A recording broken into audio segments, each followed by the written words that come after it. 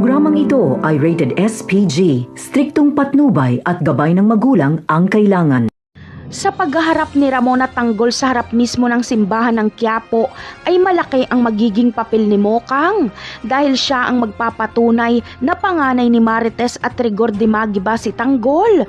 Kaya kumpirmado ni Ramon na ito nga ang tunay niyang anak. Kaya sa kanilang pag-uwi ay isasama ni Ramon si Tanggol.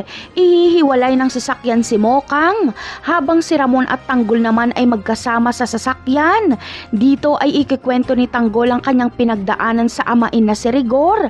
Ikakagalit ni Ramon kapag malaman niyang si Rigor mismo ang humuli at bumaril kay Tanggol.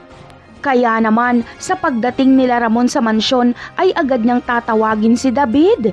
Hindi na siya makikinig sa mga paliwanag nito at agad niya itong babarilin, ngunit dadaplisan niya lang ito. Gagamitin niya kasi si David para makaganti kay Rigor. Gagawing hostage ni Ramon si David para si Rigor na mismo ang lumapit sa kanya. At sa pagdating nga ni Rigor ay wala itong laban kahit may mga kasamang pulis dahil buo at malakas ang puwersa nila Ramon. Bilang ganti ni Ramon ay papahirapan niya ng husto si David at Rigor. Mapagtatanto ni Rigor na naisahan siya ni Ramon dahil buhay pa pala ito. Napakarami pa nating dapat abangan sa mga susunod na episode ng Batang Quiapo. Paalam!